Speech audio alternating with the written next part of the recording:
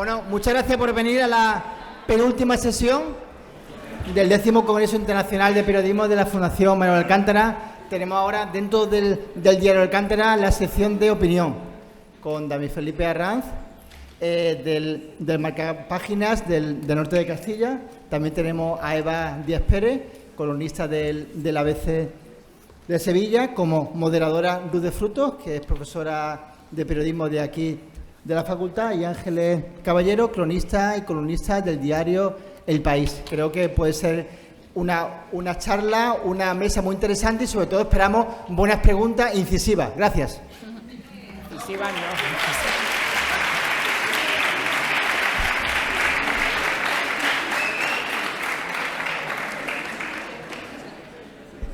Muy buenas tardes.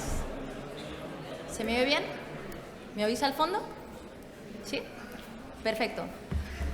Buenas tardes. En primer lugar, me gustaría agradecer la asistencia de todos los participantes. Veo caras conocidas de periodismo y también de otros lados, de publicidad y relaciones públicas y de comunicación audiovisual.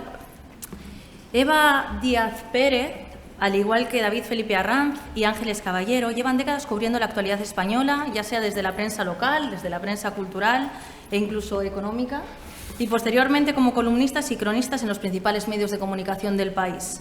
En sus artículos y también en sus libros, tengo algunos de ellos sobre la mesa, llenos de agudeza y de ironía, lo mismo rinden homenaje a los exiliados españoles, los viajeros históricos y los episodios desconocidos o silenciados en nuestra memoria, como es el caso de Eva Díaz Pérez, como beben de la experiencia de Quevedo, Larra o el propio Francisco Umbral en el análisis de lo que David Felipe Arranz denomina posttransición, o abordan la subida de la cesta de la compra, los realities de moda o la vida parlamentaria sin perder de vista a Carmen Sevilla, a Norma Duval, como Ángeles Caballero. En esta penúltima página del diario particular de Manuel Alcántara, en el que se ha convertido este 10º Congreso Internacional de Periodismo, y antes de su contraportada está por aquí Olga Biza, a quien aprovecho para saludar, abordaremos el relato de esta España real a través de 3 plumas que con acentos muy diferentes, sevillano, madrileño, de Getafe, y vallisoletano, abordan los tiempos de crispación sin perder de vista la sátira, esa ironía de la que hablamos y, lo más importante, lo que incidimos mucho en estas aulas, el espíritu crítico de la ciudadanía que merece un periodismo veraz, contrastado y de calidad, también en todo lo referente a la opinión. Les voy a contar brevemente en lo que consistirá esta mesa, que va a durar, ya les digo, 1 hora. Intentaremos ceñirnos lo máximo posible al tiempo para después que haya momento de deleite en la contraportada. La idea que vamos a plantear es un diálogo sosegado en el cual podamos debatir sobre cómo se ejerce el periodismo de opinión en la actualidad, en los medios de comunicación españoles y, sobre todo, cuáles son las prácticas profesionales de estas 3 plumas, que, como decía, son muy diversas, pero tienen una cosa en común, que es su preocupación por la cotidianidad y por cómo explicárnosla. Vamos pues a la primera pregunta. Abro el debate y pueden tomar la palabra como consideren. Me preocupa, y lo comentábamos antes en el café, si el periodismo de opinión en la actualidad tiene tiempo y si las audiencias tienen tiempo para leerlo cuando estamos muy acostumbrados a este dispositivo, a un clickbait o a una distancia o una extensión de caracteres en Twitter, por ejemplo. Para ustedes, sus lectores, ¿tienen suficiente tiempo para leerles? Hola. Muchas gracias a la Fundación Manuel Alcántara, a Agustín, a Guillermo, a Ruth. Es un placer estar aquí y honrar al maestro de maestros, al malagueño universal, a Manuel Alcántara, que yo leía de pequeño en el norte de Castilla. Y yo veía a ese señor con su bigotillo, con ese aire a lo José Luis López Vázquez de otro tiempo, pero decía, qué bien escribe este hombre. Algún día, ojalá, en algún momento de mi vida pudiese acercarme a las páginas de mi periódico, y sucedió, y el director me dijo, pues esto que estáis, por eso os quiero animar a que lo hagáis, Estás pensándolo, rumiándolo, madre mía, ¿qué me va a decir? ¿Cómo voy a escribir yo en este periódico? No se me ocurre, qué vergüenza. Y un día me lo encontré por la calle a Carlos Aganzo, al director del Norte de Castilla, digo, oye, no me conoces, pero es que soy fan, es que tal, dice, y me contestó, ¿por qué no lo has dicho antes? ¿Por qué no lo has dicho antes? Claro, me dejó de una pieza. Bueno, es una de las mejores noticias que me han dado en mi vida, ¿no? Poder escribir en el periódico de mi ciudad, el Norte de Castilla, con esa tradición. Y, yendo a la pregunta de Ruth, con esa pasión que hay, por lo menos en la prensa y en los lectores de papel, porque el Norte de Castilla sigue teniendo unas tiradas de papel bastante considerables. En nuestra tierra hay pasión por el Norte de Castilla, y es que además van a leer exprofeso la sección de opinión, y algunos lectores se enfadan cuando la sección de opinión se ve mermada y le quitan páginas. Y yo sé que las cartas del director le dicen, pero hombre, señor director, más opinión, más opinión. El caso es que sí que creo que hay necesidad de leer. Yo creo también que hay necesidad de hacer un periodismo bonito, elegante, no diré ya de prosa poética, porque eso sería ya de Premio Nacional de Literatura, o de periodismo, aquí tenemos alguno como Guillermo, pero sí de hacer el esfuerzo de tener un estilo propio, de conseguir enganchar al lector, convirtiendo, lo que decía Ruth, hechos cotidianos, noticias cotidianas, en algo digno de leerse, y todavía más, algo perenne, que no sea caduco. Es decir, que la prensa, por desgracia, como me dijeron unos alumnos ayer en la Carlos III, me dijeron, profe, es que yo el papel lo he comprado en alguna ocasión para envolver regalos. Digo, hombre, pues está muy bien, pero léelo antes, ¿no? Es decir, no tengo tiempo. Me dijo, no puedo leer yo el periódico. Bueno, el caso es que sí que creo, Ruth, que hay necesidad de columnismo, de opinión, que son como las selecciones de fútbol, cada periódico tiene su selección, y a la gente le gusta leer a ciertos columnistas. Entonces yo tengo mucha esperanza en la parte de opinión, una parte más elaborada, más reposada, con un tempo distinto y con un esfuerzo mayor, que lo iremos debatiendo, sobre cómo convertir una noticia en algo digno de disfrute, que es lo importante. El periodismo también, y yo creo que coincidimos todos los que estamos aquí, es una profesión apasionante para disfrutar y para conocer a gente maravillosa. Ángeles, cogiendo el guante, decíamos que el periodismo es esa profesión también para conocer a gente maravillosa, pero a veces, o siempre, ese periodismo debería ser incómodo. ¿Qué pasa cuando generamos piezas de opinión que incomodan a nuestras audiencias? Voy a hablar de audiencias porque los compañeros no solo escriben en prensa, sino también en radio, incluso tú en televisión. Mañana te veremos con Ferreras. Mejor peinada y mejor maquillada, os lo aseguro. ¿Crees que hay espacio para que esas piezas de opinión puedan incomodar a la audiencia, o cada vez más tendemos a escribir para esas audiencias que ya están convencidas y que ya saben lo que vamos a decir? Prometo que voy a contestar a tu pregunta, pero aparte de extender el agradecimiento que ha hecho David, yo quería agradeceros a todos y a todas los que estáis aquí. Espero que no hayáis venido obligados y que os apetezca escuchar lo que podamos decir más o menos interesante. Y ahora respondo a tu pregunta. Yo creo que esto de decir que el periodismo tiene que ser incómodo, yo estoy de acuerdo, pero a mí también me parece que es una afirmación algo pomposa. Yo creo que los columnistas tenemos el deber, o al menos yo duermo más tranquila cuando lucho a cada rato por no ser previsible.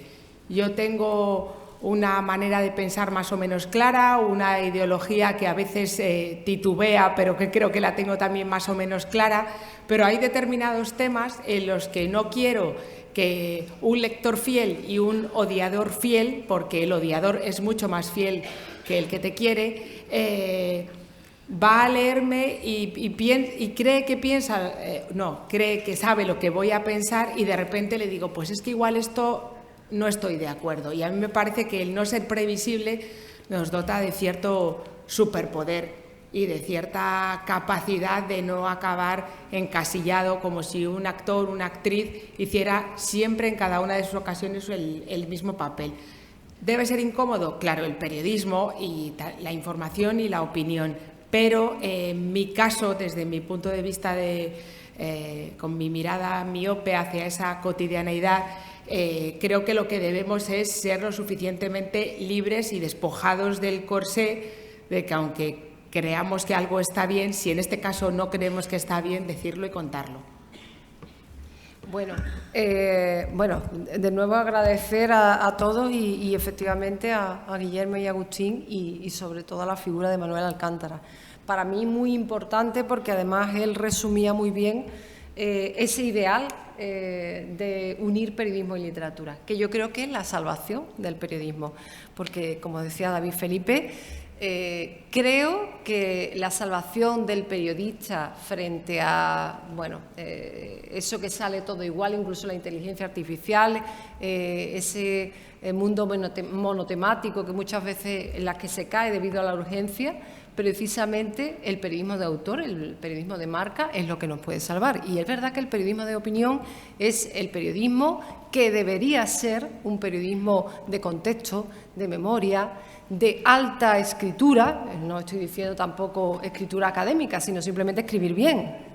Escribir bien, que a veces es un poco extraño y raro encontrarlo en la prensa, pero yo creo que es una baza. Yo siempre a los alumnos le transmito esa idea de diferenciaros, buscad y sed una firma reconocible y que los lectores os busquen a vosotros, porque esa es la clave.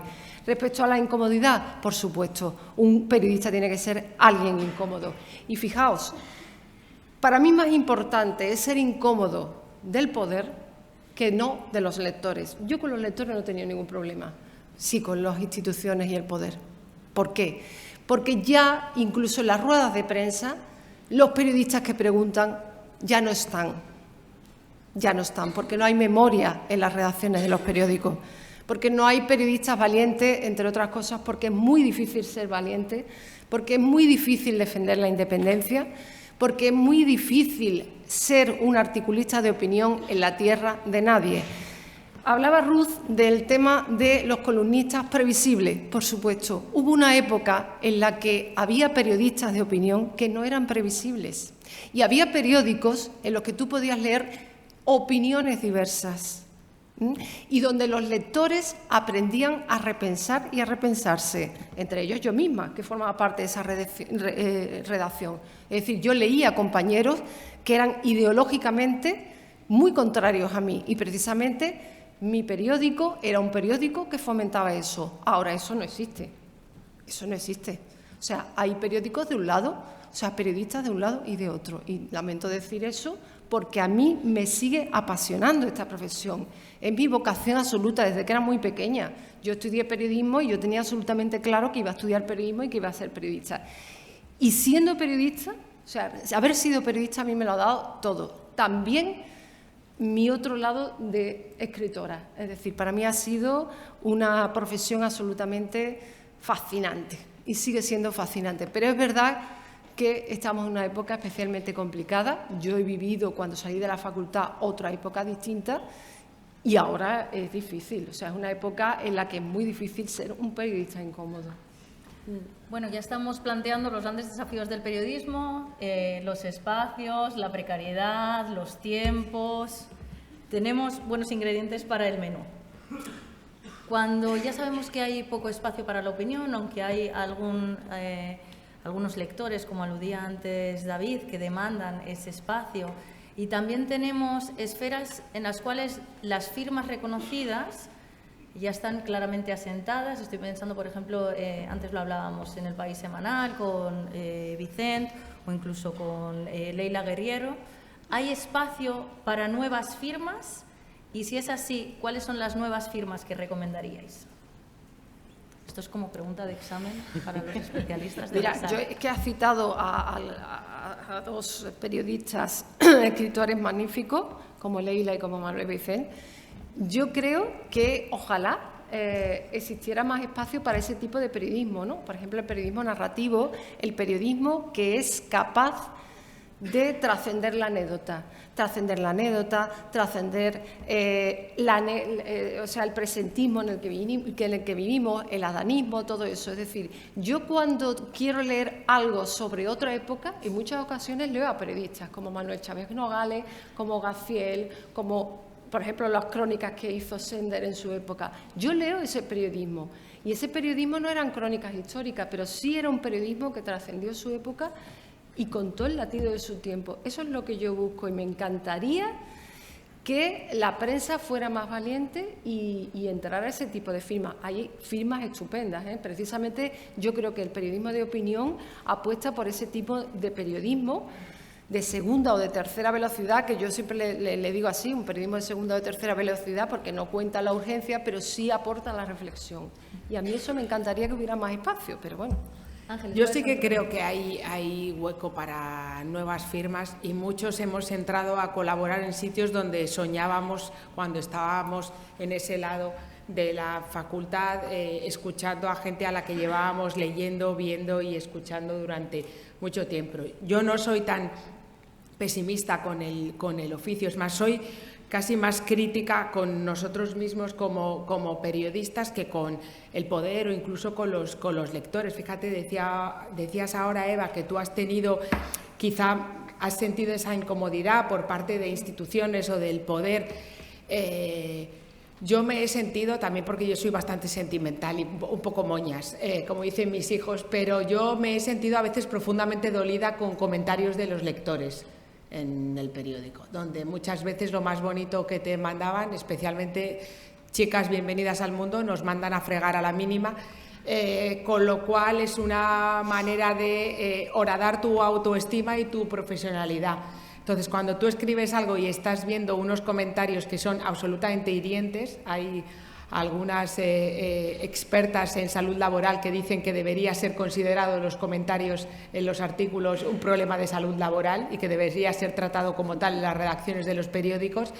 Eso a mí me ha generado dolor y me ha hecho pasar un mal ratito. Quizás es un problema mío, que debo construir una coraza más fuerte de la que tengo, pero yo creo que hay espacio para nuevas firmas, y también creo que por parte de los periodistas que ahora, en mi caso, yo tengo la suerte de colaborar en sitios, como digo, que me parecen un sueño, estoy ahí, me pellizco cada 2 por 3, pero yo creo que también muchas veces lo que puede llegarnos a pasar es seguir añorando una época que ya no es, y no fijándonos en lo que ya están viendo, leyendo y escuchando otros. Yo tengo la suerte de que mis hijos con 16 y 13 años ya me contaron quiénes eran la pija y la kinky antes de que llegara Pedro Sánchez a darle una entrevista. Y ese tipo de cosas, esa mezcla entre lo clásico y lo que nos ha superado y nos ha convertido a los que estamos aquí en dinosaurios, me parece que es muy enriquecedora. No podemos estar hablándole y queriendo que toda esta audiencia y toda la gente que nos pueda escuchar en radio y pueda leer nuestros artículos en prensa o vernos en la tele se quede pegado a nosotros, y le estamos hablando de gente que no sabe quiénes son porque no habían nacido cuando ejercían no este oficio, sino cualquier otro. Entonces, a mí a veces tengo la sensación de que el periodista, cuando llega y está ya en un sitio donde hace calorcito y se está muy bien y la gente te dice, oye, qué bien, y eres la misma que hace 10 años cuando no eras nadie, a mí eso, mis hijos, por ejemplo, ni me leen ni me escuchan porque soy la pesada que les dice cada noche que se laven los dientes. Entonces, estar muy atenta a lo que escuchan ellos y a lo que escuchan los veinteañeros y los alumnos, me parece que también es un ejercicio de humildad que debemos hacer, y hay un montón de gente muy interesante en la prensa andaluza, en la gallega, hay hombres y mujeres extraordinarios y muy jóvenes que hacen cosas maravillosas, y muchas de las firmas que veneramos hoy vienen de ahí. Todos venimos de torear en plazas portátiles, y me parece que eso es importante. Muy pocos aterrizan y ya van y juegan en la Champions. Hablemos de ese frío, de cuando queremos empezar a escribir. ¿De dónde viene la inspiración y cuáles son esas técnicas que los diferencian a la hora de afrontar una realidad que a veces está muy pegada a la actualidad y otras es más atemporal? Yo creo que la mayor parte de nosotros ha aprendido a escribir leyendo mucho, y es que no se puede ser un buen periodista si no tienes la casa invadida de libros, si no estás metido de hoz y coz con los grandes maestros y aprendes de ellos a jugar con el lenguaje. La herramienta lingüística, la lengua española, que es maravillosa, te presta un juego extraordinario y lo que intenta el columnista de opinión es huir de lo plano, lo sencillo, y lo que intento siempre es complicarme la vida en la prosa con temas que me sorprenden, que me llaman la atención y que pueden apuntar a un cambio social o pueden apuntar a algún fenómeno que se ha escapado de los grandes titulares o que en las mesas de redacción no se le ha prestado atención. Pero siempre, fíjate, cuando escribo tengo en el corazón pues lecturas pues de niño casi, ¿no? Y a los maestros clásicos y a un Cervantes y a un Quevedo y a tanta gente maravillosa, a Larra, por supuesto. Es que tú lees ahora a Larra y lo acaba de escribir. Las crónicas antitaurinas de Larra son de ahora.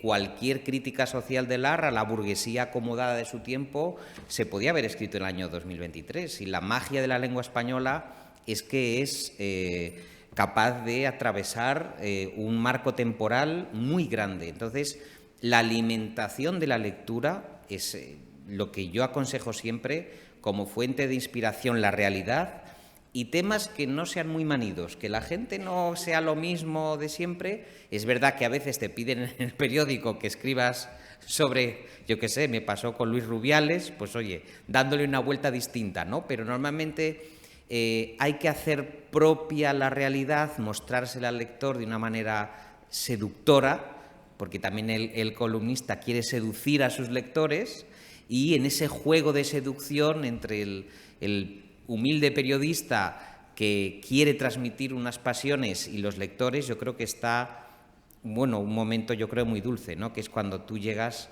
y dices, esto es lo que quería hacer, y creo que se puede hacer. Eva, en tu caso utilizas muchos recursos que son literarios, incluso poéticos. Me consta que en la sala hay alumnas especialmente que les gusta mucho la poesía y relatas a través de los sentidos. ¿Hay otro tipo de características también que destacarías de cómo afrontas esa realidad? Sí, para mí, desde luego, el periodismo, yo creo que se hace muy buena literatura en los periódicos. Eso es toda una tradición. Yo reivindico mucho la tradición, es decir, yo soy incapaz de andar sin saber lo que se ha hecho antes, me parece muy importante, pero al mismo tiempo me parece importante lo que ha dicho Ángeles, de estar con el oído en la realidad, en la calle. Eso es algo que los periodistas nunca deben olvidar.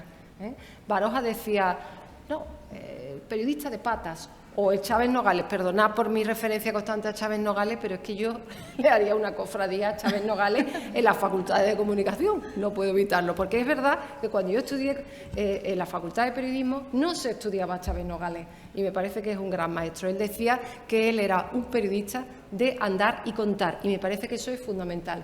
Oído a la calle, no perder la realidad nunca, porque una cosa que nos ha ocurrido es que nos hemos encerrado en las redacciones, y, sobre todo, la importancia de la tradición. Es decir, todo se ha hecho antes. Intentemos incorporarnos a esa tradición. No vamos a inventar nada. O sea, que eso es fundamental.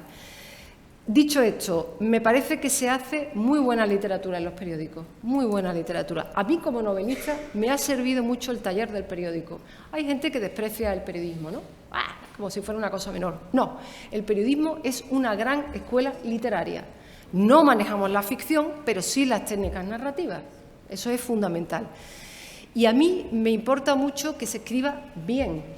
Y después hay otra cosa que me importa mucho. A mí me gusta mucho la historia. Es verdad que soy una auténtica friki de la historia, y yo, cuando pasa algo de nuestra actualidad política, social, económica, siempre miro hacia atrás. Es decir, como si abriera el foco para interpretar esa realidad de nuestro presente inmediato, nosotros que vivimos con tanta urgencia, para intentar incorporar esa anécdota de nuestro presente dentro de un discurso histórico. Es decir, a mí me gusta, cuando hago columnas, decir, bueno, esto que ha pasado hoy en el Congreso tiene un precedente. Cuidado, que pasó esto. Cuidado, que nos puede pasar esto. Es decir, me parece que un periodista tiene que manejar esas claves. Las claves del buen lenguaje, las claves de la historia, todo lo que ha ocurrido, ¿no? Y sobre todo estar en la calle, porque muchas veces nos encerramos pues bueno, en todo este mundo nuestro de las redacciones, de la televisión, de la radio y tal, hablamos entre nosotros mismos porque es una vocación absolutamente delirante de muchísimas horas de nuestra vida y al final terminamos pues hablando, nuestros amigos son periodistas y yo siempre tengo miedo de eso, de perder el contacto con la realidad, ¿no? Entonces eso para mí es fundamental. Hablando de las referencias del lenguaje, y aquí, claro... yo es que no soy una friki de la historia, soy una friki de otras cosas mucho menos respetables. A eso vayamos, o a lo mejor sí, podemos entrar en el debate de alta cultura y baja cultura. Estoy pensando, por ejemplo, en la pieza en El Confidencial sobre el fin de Sálvame y cómo hay una forma de aproximarnos a la realidad que es hablando como hablan nuestras audiencias, ni más ni menos. Cuéntame, ¿cuál es el proceso de creación que tienes a la hora de generar una columna o una crónica? Me encantaría decir que pienso mucho en el lenguaje de las audiencias, pero creo que lo mío es casi un poco de narcisismo cuando escribo, porque procuro, uno de los piropos más bonitos, normalmente me lo dicen mis amigos, claro, que son los que me soportan, que es que escribo igual que hablo. Entonces procuro no diferenciarme mucho ni tener demasiadas personalidades. Entonces yo he tenido... por la casa en la que me he criado, de unos padres sin estudios, donde había más revistas del corazón que libros en las baldas, he tenido unas referencias plenas de cultura popular y de La Jurado, de Rafael, de la revista Hola, donde era religión que se comprara cada semana en mi casa. Entonces, muchas veces yo he llegado a la conclusión de que, como todo es política, también hay política en cualquier cabecera, hay política en un análisis que pueda hacer un columnista o una columnista súper reputado que lleva muchísimos años de trayectoria parlamentaria, pero hay política en una portada de Hola. Y a mí me parece que uno de los ejemplos que hemos visto, que yo creo que ha traspasado y que se ha convertido en un tema, esto es lo que demuestra que al final muchas veces la sociedad genera per se un debate que va mucho más allá de lo que se cuece en los distintos parlamentos, que es la portada de Ana Obregón saliendo de un hospital en Miami con un bebé en brazos. Eso es más política que todas las leyes que se han podido hacer de gestación subrogada, porque eso caló en la barra de bar, en el autobús y también en el Congreso y en las tertulias políticas que supuestamente a veces se jactan demasiado de ser profundamente serias e intensas. Entonces yo procuro inspirarme en lo que veo, en lo que escucho, en lo que leo y en lo que palpo. Creo que me voy a quedar con lo de periodista con patas, aparte como no sé conducir, pues no tengo más remedio que tardar mucho en llegar a todas partes, pero pongo muchísimo la oreja. Cuidado con lo que decís, que os puedo estar escuchando en algún sitio, pero me inspiro un poco en eso, que tampoco se trata de soy la periodista del pueblo, no, es que yo soy pueblo y muchas veces veo y oigo cosas y hay algunas veces en que digo... Este tema ha calado cuando lo estoy escuchando al volver a casa por la noche y veo que quien está terminando la jornada tomándose una cerveza está hablando de eso, que a veces eso tendemos a pensar en que entre nosotros, tú hablabas de nuestros amigos son periodistas, yo me casé con uno, imagínate si no tenemos la necesidad imperiosa de salir de esa burbuja. Decía Kate Miller que lo personal es político. Estamos terminando el tiempo que tenemos para debatir entre nosotros, para abrir también el espacio a las preguntas. Querría que me dijeseis brevemente cuáles creéis que son los principales desafíos. Ya hemos hablado de precariedad, hemos hablado de prácticas profesionales, de referentes como Manuel Alcántara y de nuevas firmas. ¿Dónde creéis que va a estar el periodismo de opinión en 10 años, ya que va acercándose el micrófono, David, teniendo en cuenta tu postura bastante positiva con respecto al uso de las nuevas tecnologías e Internet? A ver, yo creo que el desafío va a estar en, ya que los continentes y los formatos van a ir a más, a cotas de excelencia muy altas, los señores de Apple y de Google que se reúnen a crear nuevas aplicaciones sacarán una tecnología todavía más perfecta. El desafío está en los contenidos, está en el estilo, está en el lenguaje, en la excelencia de lo que se cuenta, ¿no? A mí me encanta una definición que dio Francisco Umbral de la columna, que decía que en una columna hay que quemar un soneto, un ensayo y una noticia. Eso significa, por un lado, estilo, que es el soneto, por otro lado, el ensayo, que significa una profundidad en lo que se dice, y luego, por otro, la noticia, que es la actualidad. Y la calidad de la información, no todo vale. Gracias a las redes sociales, pues ahora resulta que los bulos se propagan a la velocidad de la luz, que cualquier supuesta noticia publicada en no sé qué diario se viraliza a una rapidez terrorífica. Entonces, la calidad del texto, los métodos clásicos del contraste de la información, del contraste de las fuentes, van a ser los que marquen el futuro de la profesión y de los mejores. Y hay que aspirar siempre, y como decía Ángeles, a la autocrítica, a la revisión permanente de lo que uno dice, porque llega muchísima gente, y tener mucho reto con uno mismo con respecto a la excelencia, a la superación. Y yo creo que nos pasa a todos que gracias a esta profesión aprendemos un montón, tenemos curas de humildad terroríficas de la noche a la mañana, desmentidos constantes, broncas y grandes amistades. Entonces es una profesión que es una verbena permanente, ¿no? Y el reto, insisto, va a estar en la calidad de lo que se dice y sobre todo en el cómo se dice, porque la tecnología ya se van a encargar otros de ponérnosla y de decirnos qué aplicación tenemos que utilizar y cómo subirlo a la plataforma. Eso ya por descontado, ahora falta lo que se dice. Es verdad, lo de la cura de humildad. Yo agradezco mucho ser periodista. Es verdad que hay otros compañeros periodistas que precisamente por la relación que a veces tienes con el poder, hay algunos que se creen que son poderosos. Error absoluto. Pero sí es verdad que es una profesión donde cada día tienes que demostrar como si empezaras desde el principio. Es decir, es como el mito de Sísifo, otra vez empezar. Había veces que en el periódico planteaba y escribía cosas que yo creía que estaban estupendas y funcionaban muy bien, y al día siguiente, ¿qué tienes? Y había veces que a lo mejor alguien te comentaba algo sobre alguna cosa que habías escrito. ¡Ay, está muy bien tu artículo de ayer! Y digo, ¿qué escribí ayer? No me acuerdo. Entonces, eso ha sido muy curioso cuando yo coincido con escritores o con poetas, que ya es el colmo de la vanidad. Claro, ser periodista y digo, ¡oye, esta gente qué buena cuenta le vendría una tarde de periódico y sobre todo el día siguiente, ¿no? Entonces, yo eso es una cosa de la que agradezco a esta profesión, la cura de la humildad, porque eso te obliga a estar constantemente informándote, formándote aún más, superándote, intentando aprender mucho más. Yo eso es una cosa que de verdad la mantengo y espero mantenerla toda mi vida. O sea, la sensación de ignorancia en muchos temas y de atender y de ser curiosa sobre todo, ¿no? Eso es una cosa que yo creo que es un reto. Respecto al futuro y el desafío, no tengo la menor idea.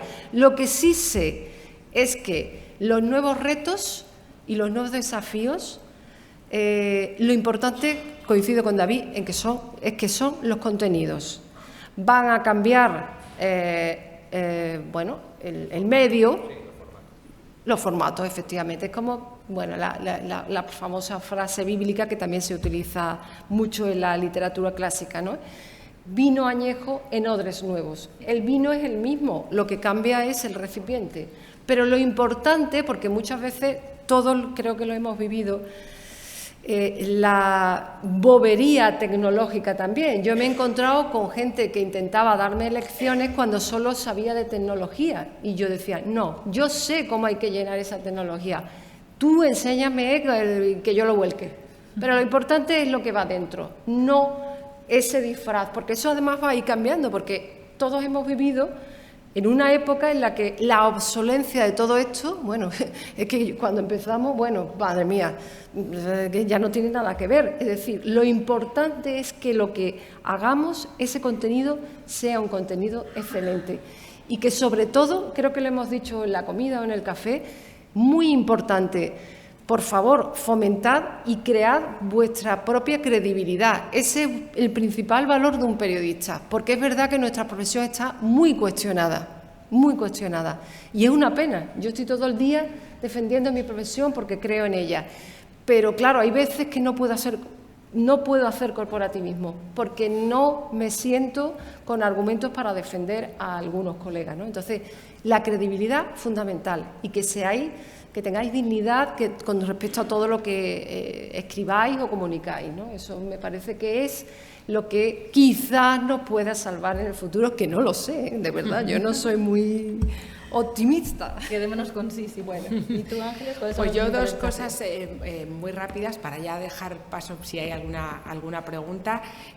Yo creo que hay dos cosas que son importantes y que en el fondo han funcionado siempre, por lo menos desde que yo me imaginé una vez que lo que me apetecía era ser periodista. Uno es el tener, si queréis hacer periodismo de opinión, es intentar tener un estilo propio lo más honesto con vosotros mismos y no tengáis tampoco mucha prisa. Quiero decir, puede sonar muy fácil decirlo ahora desde aquí, pero a veces uno tarda. Yo he encontrado mi estilo, mi registro y lo que quiero ser pasados los 40. Voy a cumplir 48, o sea que he estado mucho tiempo, que algunos podrán decir que ha sido perder el tiempo. No, he estado picando piedra y también eso me ha venido muy bien para cultivar otras habilidades sociales y profesionales de las que otros veo que hoy carecen. Y lo segundo también que me parece muy importante es, hagáis lo que hagáis, venced la pereza. Yo lo hago y soy mucho más mayor que vosotros. Quiero decir, hay que ir a los sitios, hay que salir a la calle, vencer el sedentarismo, que además es malísimo para la salud. Yo creo que se hacen mejores artículos de información y de opinión cuando uno toca, huele y palpa a la gente de la que luego va a escribir. Yo entiendo que los nativos digitales y los que no somos nativos digitales encontramos, gracias a la tecnología, muchísima información. Pero creo que para encontrar también un estilo propio y para que merezca la pena que los lectores se suscriban y que la gente nos escuche y nos quiera un poco, también os odie, pero eso va en el peaje, yo creo que es importante salir e ir, hagáis el tipo de información que hagáis. Yo creo que salen mejores artículos con eso. Vencer la pereza, saliendo a la calle, haciendo contenidos de calidad y no dejándonos convencer por los espejismos de la tecnología. Sería un buen resumen de estos. Yo añadiría que no perdamos de vista la amenaza permanente del clickbait, el algoritmo y la madre que lo parió. Es decir, todo el ámbito del marketing volcado en las tecnologías que hace que a veces el periodismo se tenga que poner de rodillas, que te cambia los titulares, que te cambia la orientación de la noticia, que te cambia la noticia incluso de personas que saben de periodismo pues lo que yo de física cuántica. Entonces sí que tenemos el reto de la pelea por delante de las audiencias dependiendo de, por ejemplo, el típico titular que me parece el aborrecimiento hecho letra. Todo lo que tenías que saber acerca de tu perro en verano o tal, ¿no? Ese todo lo que, cuando el periodismo es información y esas interrogantes que lanzan para que piques y entren, pues me parecen verdaderamente terroríficas, ¿no? Eso es otro gran reto que tenemos, que es desinformación en el fondo. Eva Díez, David Felipe Arranz y Ángeles Caballero son buenos ejemplos, buenas plumas de lo que significa un periodismo de opinión sosegado, que lucha precisamente sobre eso, con muchas diferencias, pero sí con una característica en común, que es esta necesidad de explicar la realidad, ¿no? Esta España real o la posttransición de la que hablaba David en su último libro, en las crónicas de entre 2010 y 2020. Vamos a abrir el turno de preguntas. Espero que este haya sido un buen acicate y una buena invitación para que podáis plantearle a los tres cuáles son vuestras dudas, sugerencias, críticas también. Todos a la vez, ¿no? Por favor. Gracias. Vamos a esperar el micro. Gracias. ¿Se oye? Sí. Perfectamente. Bueno, pues yo principalmente quería preguntaros si en un momento en el que la profesión y la opinión pública parece estar más devaluada que en generaciones anteriores, con un 87% de personas que terminan la carrera de periodismo y al final se arrepienten, ¿qué esperanza le podéis dar vosotros, que ya sois periodistas y que vivís de la profesión y os encanta, a todos esos nuevos estudiantes que tenemos esa pasión de vivir de ello y de transmitir a los demás lo que siempre hemos querido hacer de pequeños? Y bueno, esa esperanza de que hay algo más allá de esa negatividad que corre ahora mismo por la sociedad sobre esta profesión, y si podéis darle algún tipo de esperanza o de consejo para mejorar, y sobre todo para vivir también con el desarrollo de Internet, que realmente nos está beneficiando, pero también perjudicando en ciertos aspectos. Gracias. Yo lo que os transmitiría es que con el tiempo lo que me he dado cuenta, a pesar de que efectivamente nuestra profesión está muy desvaluada, la opinión pública también es verdad que hay muchas críticas a nuestra profesión, yo creo que en buena parte muy injustas, pero bueno, hay parte de verdad también. Pero sobre todo os diría que lo más importante es que nosotros somos grandes comunicadores y vivimos en una sociedad de la comunicación. Todo el mundo lo sabe comunicar, todo el mundo lo sabe contar, y eso los periodistas lo sabemos hacer muy bien. A veces en una frase sabemos decir mucho, y eso es un valor y una virtud en una sociedad, bueno, que nos desprecia y que efectivamente, pues bueno, en muchas ocasiones recibimos muchas críticas. Yo le digo a los alumnos, nosotros sabemos contar, la divulgación, la cercanía con la gente, eso es un valor de los periodistas, y muchas veces los periodistas nos podemos convertir en puentes. Es decir, nosotros muchas veces estamos en contacto con campos de la sociedad que a veces están muy lejos de la gente, y a veces nos convertimos en puentes. Ese valor de la comunicación, curraos mucho en eso, por favor. El instrumento del lenguaje, como decía también David, es fundamental, y es un valor y es una virtud. Y ya os digo, ni siquiera os puedo decir vais a encontrar trabajo en un periódico, en una televisión, en una radio, ni siquiera en un gabinete de comunicación, pero la comunicación es un valor.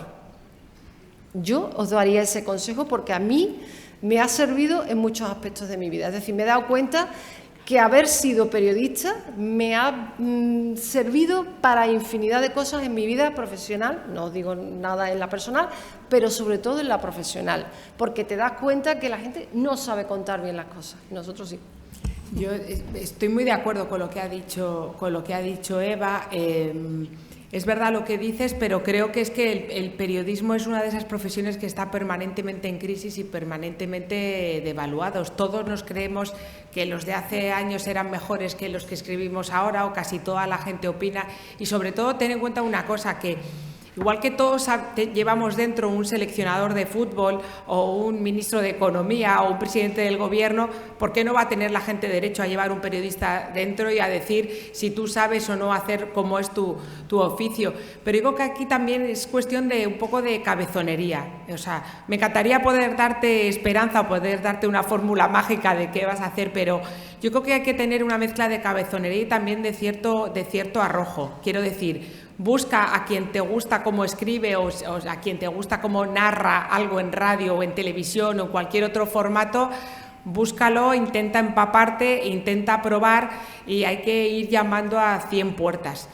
Probablemente esas 100 puertas no te responda ninguna, pero insisto, es una carrera de fondo en la que todos hemos empezado y nadie nos hacía ni caso y nadie nos contestaba el teléfono, hasta que un día alguien, algún incauto, igual porque eres muy pesado o pesada, dice, bueno, anda, venga, mándame algo, y de repente ahí empiezas a labrarte tú. Hay que seguir ahí siendo muy cabezón y muy trabajador, ¿eh? No hay que dejarlo de repente. Pero es lo único que se me ocurre decirte. Me encantaría poder darte eso, una fórmula magistral, pero no la tengo.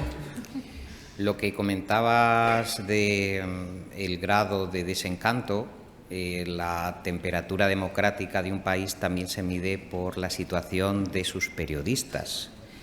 Y todos sabemos de casos extraordinarios donde la prensa ha puesto contra las cuerdas al poder, empezando por The Washington Post y Bob Woodward y Carl Bernstein, que hacen que Nixon dimita, por el caso Watergate, siguiendo por el primer caso de la CBS contra las industrias del tabaco, llevadas a los tribunales por Mike Wallace y Lowell Berman, o terminando por la columnista de The New York Times, que se enfrenta al fiscal general del Estado en los Estados Unidos y le dice que el Pentágono está haciendo cosas feas y la meten en chirona. El periodista es una figura muy importante para la salud democrática de un país. Y hay que ser idealista, romántico, valiente, no te doblegas fácilmente si eres periodista y te van a estar revisando todo lo que hagas. Tenemos la suerte de que es una carrera versátil, lo han dicho mis amigas y compañeras, pues puede ser un gabinete, puede ser un guión de cine o de televisión. Ahora mismo el boom que hay del mundo audiovisual te abre un abanico infinito de posibilidades. A lo mejor no es exactamente el sector donde tú querías trabajar, pero estate seguro de que ese primer trabajo, como nos ha pasado a todos y a todas, te rebota y te lleva como esas cerezas de las que tiras y salen otras 2 o 3 cerezas, te lleva a un montón de cosas y nos ha pasado a todos. En el momento en que tú entras y haces tus prácticas y estás con esa pasión que nos caracteriza, amando tu trabajo, esto es una profesión vocacional, como el mundo militar y el mundo sacerdotal, o sea, es una vocación militar, permanente, o sea, hay que militar en las filas del periodismo. Entonces es muy vocacional y sí que os digo que si no os gusta, pues estáis perdiendo el tiempo, pero si os gusta de verdad, vais a disfrutar muchísimo. Esa pasión que tiene que ser vuestro motor permanente os va a llevar a caminos muy interesantes, a conocer redacciones, gentes, todos los formatos. Yo no me pongo metas, o sea, trabajo todos los formatos, prensa, radio, televisión, da igual lo que me echen, porque lo importante es lo que tú tienes que decir, lo que has averiguado, lo que has investigado, o libros preciosos como los que publican Ángeles, que por cierto va a sacar libro ahora, y Eva también, bueno, que ha salido ya, ¿verdad? Ahora te hago el zoom que te he prometido por hacerte promo del libro. Y eso te lleva, yo ni siquiera me imaginaba que iba a publicar libros, pero de repente te llama un editor, oye, ¿esto qué haces? ¿Por qué no lo amplías y sacas un libro? Es una profesión muy, muy polivalente. Y yo pienso que es un momento, aunque te digan que has hecho, se lleven las manos a la cabeza en tu familia, que disparate tus amigos y tal, bueno, pues a lo mejor un día viene una persona a la que admiras, viene de Estados Unidos, hace una rueda de prensa y te toca a ti entrevistarlo. Alguien a quien admiras profundamente. Y a lo mejor a estos que te han criticado, pues no podrían sentarse a hablar con él, y tú sí, por ejemplo. No sé si te hemos contestado. Así, ¿no? ¿Hay otra pregunta por allí? Gracias, Paula. Buenas tardes. Primero que todo, David, hablabas ahora de que en Estados Unidos el periodismo ha logrado hacer grandes cosas. Te quería preguntar si piensas que en España los periodistas tienen las mismas posibilidades a la hora de comunicar, la misma libertad que los periodistas del país del que hablábamos. Qué matiz tan interesante. A ver, en Estados Unidos hay una tradición del cuarto poder muy, muy afianzada, con grandes cabeceras. Desde su constitucionalismo, su tradición constitucionalista, se explicita el derecho de todo ciudadano a estar informado, a expresar su opinión, y han hecho mucho hincapié desde siempre en eso. En ese sentido, a mí me fascina, yo estoy suscrito a muchos medios estadounidenses. Para mí, el gran paradigma del periodismo es The New Yorker, me parece una revista sensacional. Tienes deportes, tienes socialité, tienes economía, tienes espectáculos, tienes literatura. Esa tradición del periodismo anglosajón, del periodismo estadounidense, Truman Capote, Tom Wolfe, Harper Lee y su Matar a un ruiseñor, una maravillosa periodista que convierte un asunto de racismo, un linchamiento a un hombre de color en Estados Unidos, y lo convierte luego en novela, ¿no? Eso lo hacen muy bien, y aquí también lo hicimos muy bien, pero es verdad que creo que en algunas cosas, no en todas, ¿no?, pero en los reportajes en profundidad a lo mejor nos llevan alguna ventaja. En la pandemia, por ejemplo, ¿no?, los reportajes que de Times de Londres o de Washington Post, de New York Post, estaban sacando, mientras aquí estaban todos los medios de comunicación metidos debajo de la mesa, es apasionante. Y es verdad, y ese matiz que has hecho me parece muy interesante, porque allí pienso que en Estados Unidos tienen como más esa raíz del libre derecho a la información y al periodismo. Aquí también se hace muy bien periodismo, ¿eh? No te diré yo que no, pero aquí hay una presión excesiva de la subvención, la losa de la subvención de tal o cual institución. Eso pesa demasiado, pero claro, los medios tienen que vivir, tienen que alimentarse, tienen que pagar a sus redactores y colaboradores, y entonces es la pescadilla que se muerde la cola. A mayor subvención, bueno, pues las libertades se aumentan o disminuyen, dependiendo. Antes Eva hablaba precisamente de las presiones gubernamentales a medios de comunicación y cómo eso afecta a la línea editorial. Sí, hombre, yo creo, y además ya te digo, yo he experimentado ese cambio, ¿no? Es decir, hace algunos años no había tanta presión y ahora es una presión. Claro, ha cambiado mucho. El problema es que en los medios antes eran más libres e independientes, porque eran más independientes económicamente. La gente compraba el periódico, entonces no dependía tanto de las instituciones del poder. Entonces, si tú quieres hacer un tipo de información, una investigación de cualquier tipo, donde cuestionas a los que están pagando la publicidad del periódico, olvídate de hacer periodismo de investigación. Y eso es lo que está pasando. Así es. ¿Alguna pregunta más? Sí, hay dos por aquí.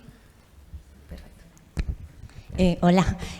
Muchas gracias por la presentación, me ha gustado mucho. Quería aprovechar que sois profesionales del ámbito opinativo para preguntaros sobre una cuestión de la realidad actual. O sea, es cierto que pienso que vivimos en una época bastante crispada respecto al tema de la opinión. Yo querría preguntaros cómo es posible que precisamente vosotros y vosotras que os dedicáis a opinar, que la gente debería de saber que lo que estáis es pues poniendo una opinión personal por delante, si os juzgue tanto por eso, y sin embargo luego con todo este boom que estamos viviendo de YouTube, los streamers, tenemos figuras por ejemplo como Jordi Wild, Tamayo, que se permiten hacer digamos una versión quizá del periodismo con las tertulias, las entrevistas, y se están convirtiendo en referentes de la opinión. A ellos sí se les permite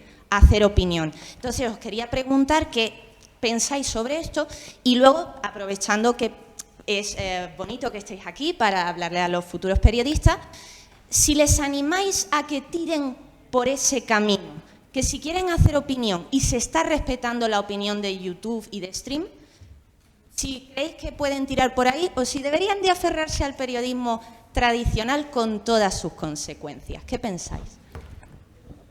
Gracias. Bueno, gracias por la pregunta. A mí es que intuyo que lo que tú hablas de como periodismo tradicional, a mí personalmente me da cierta pereza. Yo estoy encantada de contaminarme de todo tipo de formatos y de personas. O sea, no tengo ninguna ganas de que se me considere una persona solemne y despreciar lo que pueden hacer otros compañeros y otros colegas. Hay periodistas que han acabado haciendo cosas en YouTube que a mí ya me parecían malísimos cuando estaban en cabeceras de renombre, y hay gente como Tamayo, al que conozco y con el que he coincidido un par de veces en el Congreso de Periodismo de Huesca, que es profundamente crítico con lo que hacemos en otro tipo de cabeceras o un poco más clasicones o más un poco viejunos, como puede ser mi caso, pero es que yo procuro tomarme muy poco en serio, entonces me encanta escuchar lo que está haciendo él en nuevos formatos, lo que hace la gente en los podcasts. O sea, yo estoy permanentemente en búsqueda no de juventud, porque no puedo chupar la juventud de otros, pero sí de ver lo que hace otra gente. Entonces no critico o sea, yo creo que el bueno o el mal periodismo se puede hacer desde una cabecera de más de 100 años y se puede hacer en un canal de YouTube, en Twitch. O sea, quiero decir, esa reacción sobre reacción que tuvieron muchos periodistas, ahora voy a ser un poquito crítica, no con los que hacemos política, que ya bastante nos dan, el periodismo deportivo tradicional, con la llegada de figuras como Ibai Llanos, esa sobrereacción, esa fricción de capas llenas de testosterona, de qué hace este aquí cuando nosotros llevamos 3 décadas haciendo nuestro programa deportivo, pues es el mercado, amigos. Bienvenido igual que la propia liga profesional de fútbol, con fenómenos como la Kings League. Entérate de lo que está viendo la gente y a lo mejor, si eres un poco inteligente, lo que puedes hacer, y esa es una cosa que yo creo que puede servir para los periodistas que estáis formándose y que vais a salir. O sea, se puede soñar con lo de siempre, pero hay tal cantidad de formatos y posibilidades ahora que yo no tengo miedo. Yo a mi edad me parece casi una obligación salir ahí y explorar lo que están haciendo otros. Volviendo a los Estados Unidos, prácticamente todos los rotativos tienen una página de Instagram que se te cae en la baba. O sea, tú entras allí, entras en The New Yorker o en The Washington Post y es que te hacen unas piezas que es que dices, claro, es la hibridación perfecta entre el mundo de los youtubers, las redes sociales y esa gran tradición del buen periodismo. Entonces yo creo que falta un poco aquí en España ese engarce.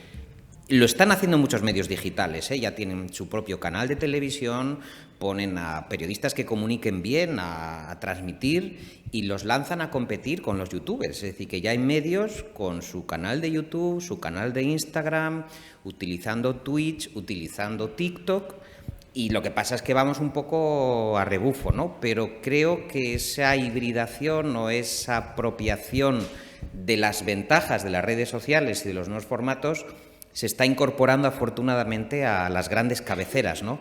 Bueno, muchos son dinosaurios que les cuesta mucho arrancar, pero es bueno. O sea, el ABC, El País, El Mundo, La Razón está moviendo todo ese aparataje de las redes sociales y adaptándose, ¿no?